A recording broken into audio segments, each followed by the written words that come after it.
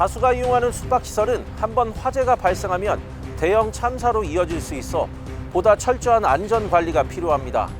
하지만 오래된 숙박시설은 스프링클러 같은 기초적인 소방시설조차 없는 곳이 많아 대책 마련이 시급한 상황입니다. 건물 창밖으로 불길이 치솟고 뿌연 연기도 쉴 새 없이 새어나옵니다. 작년 8월 경기도 부천의 한 호텔에서 발생한 화재입니다. 이 사고로 7명이 목숨을 잃고 12명이 다쳤습니다. 현장 감식 결과 이 호텔에는 스프링클러 같은 기초 소방시설이 설치되지 않아 피해를 키운 것으로 드러났습니다.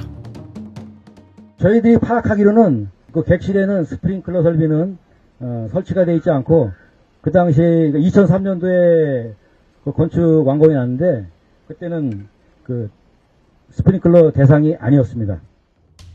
지난 2020년부터 5년간 숙박시설에서 발생한 화재는 1,800건이 넘습니다. 325명의 인명피해가 났고 이 가운데 38명이 숨졌습니다. 숙박시설 화재에 대한 불안감이 커지고 있지만 관련 대책은 미흡하기만 합니다. 특히 오래된 건물의 경우 기초 소방시설조차 갖추지 않은 곳이 많습니다. 한국소비자원이 지어진 지 20년 이상 된 숙박업소 20곳을 대상으로 안전실태를 점검한 결과 19곳의 소방시설이 미비한 것으로 나타났습니다.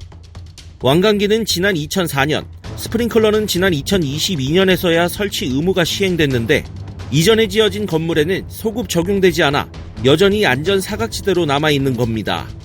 전문가들은 오래된 숙박시설에도 기초 소방시설에 대한 의무 설치 규정을 두고 화재 발생 시 제대로 대응할 수 있는 매뉴얼을 만들어야 한다고 말합니다.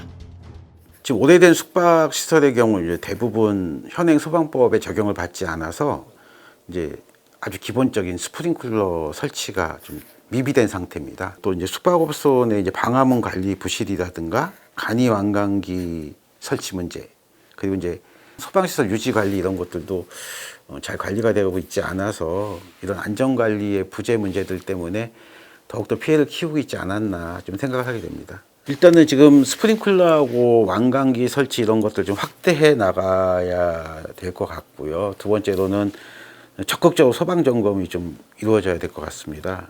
실제로 현장에 가서 집체 교육도 하면서 그 속에서 완강기 설치의 문제라든가 내지는 요즘에 화재의 유형이라든가 이런 것들도 숙박업소 관계자들한테 소방 당국이 확실하게 좀 인지시키고 참여할 수 있도록 할 필요가 있지 않나라는 생각 좀 듭니다. 저희는 이제 지금 이런 숙박업소 내지는 숙박업소의 어떤 소방 관련된 문제 내지는 이런 것들을 화재를 예방하기 위해서 좀 토론회를 좀 진행을 좀 하려고 하고요. 토론회에서 나온 이야기를 좀 모아가지고 숙박업소 화재 예방을 위한 관련된 조례를 좀 개정하려고 준비를 좀 하고 있습니다.